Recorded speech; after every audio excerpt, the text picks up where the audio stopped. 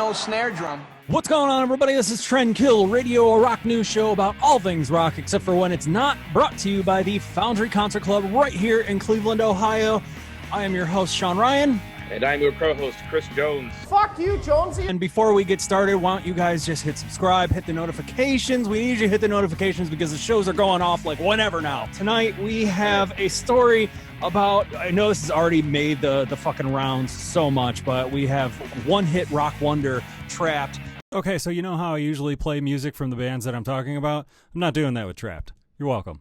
In the news again for selling 600 copies of their new album, Shadow Work, or Zone. Is it Shadow Work or is Shadow Work? Like any of you really care, right? Your music's bad and you should feel bad.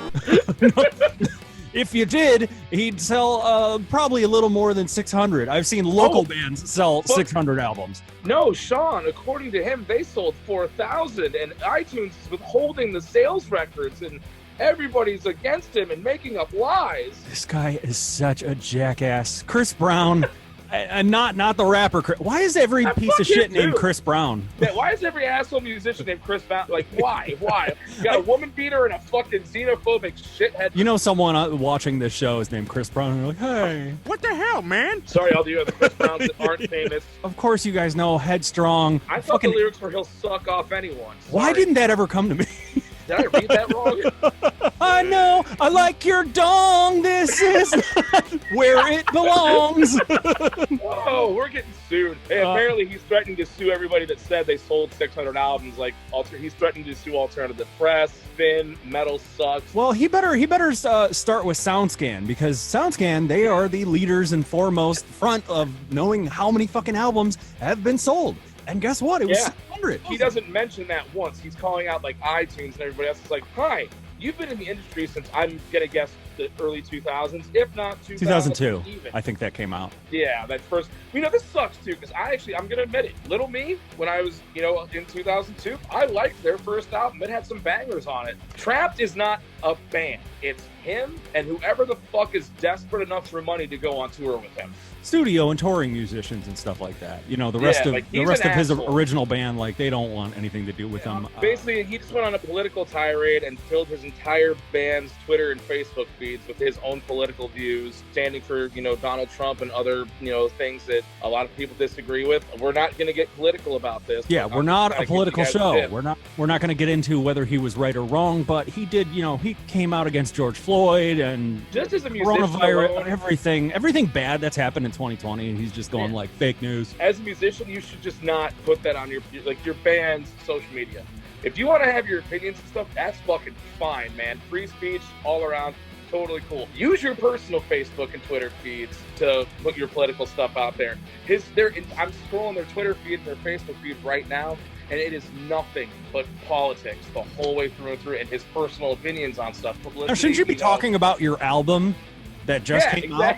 Like, he's drawing attention to himself by being insane about all this stuff, thinking it's gonna help increase album sales. It wasn't, no, because it completely backfired.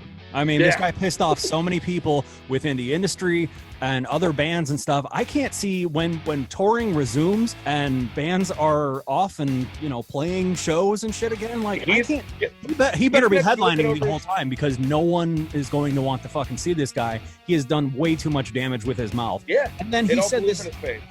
And then he goes on to say that this album, quote, Chris Brown proclaimed that Shadow Work is one of the top 5 albums of all time.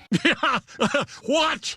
The balls you have to say something like that. Forget Led Zeppelin, forget the Beatles. We have the best albums. Forget the Beatles, forget the Eagles and Def Leppard and Metallica and Nirvana. Paved the way for you. Fuck yourself, you fucking goon. And then he's gonna say that he's got the top 5 album of all time. Are you out of your fucking mind? Oh my god, this dude's fucking mouth. A Twitter user who predicted that Shadow Work would sell a mere 2,700 copies in his first week, Brown claimed that album would be double in sales. Clearly, again, no. According to him, it's gonna hit 20 million streams in a year or so. So basically, it'll just be the same 4 or 5 people that bought the album and listen to him religiously still, and just have it on repeat. Yeah, I know. Well, yeah, you could probably get a million clicks if you just do it yourself. Yeah. He looks Which like I'm he's got the guaranteeing he time. Probably is. Warped Tour updates on Twitter goes, congratulations at Trapt Official on 600 albums sold. Come play the Ernie Ball stage next year. In 2016, DNA, their last album, sold 4,500 copies in its first week, which means that if the SoundScan data is correct, they have dropped over 87%. It's Sounds just, about right. there's not much of a fucking story here, but If anything, it's just like, there's just so many things. he must that be are wrong so with all of this. intolerable to be around at parties. Yeah, he's like that drunk dude that gets fucking hammered at every party and then starts, let me tell you some things that you should know, and then goes off on a tirade, and then everybody ends up wanting to fight him by the end of the night. He rips his shirt off and fucking, grabs his skanky girlfriend, and they leave, and he like tries to act like, hold me back, babe, hold me back. That's this guy. Chris, careful, back off. He'll take you on. Bring it. I got money on you. I got money on him. me. I got money on you. I met the guy in person. I dwarf him. I will fight him. He looks like a tiny guy. Is he short? He's not short, but he's a little twerp. Like, we had him at the Odeon a few years back, and their guitar player at the time, his guitar player at the time, I should say, because he was hired, this dude named Ty, he was fucking awesome. I loved that dude. We had a great night. We all hung out and talked and stuff. But Chris was a fucking douche nozzle, and you just saw him surrounded by all the fucking WMMS cougar moms everywhere. He didn't talk to anybody. He was an egomaniacal fuckbag. He carried himself with just the cockiest attitude. And I'm like, dude, I've met guys that are bigger than you, that like the humblest people ever. Like, so Yeah. It's not even about it. It's not even like his views that we're making fun of here. It's his attitude, which is a shitty fucking attitude. This is fucking arrogance. Don't be Yeah. like that, because you're just going to turn fans off, and clearly you 100% did. That's all I really even want to fucking say about this. That's the end of this show. Thank you guys so much for watching, for tolerating this fucking episode. Can we get a stimulus check for having to deal with Trapt? Be sure to check us out on Facebook, Instagram, and obviously YouTube. Subscribe, hit your notifications, and we will be back when we are back. That's why you hit your notifications. I'm your host, Sean Ryan. And I've been Chris Jones. This is Trend Kill Radio.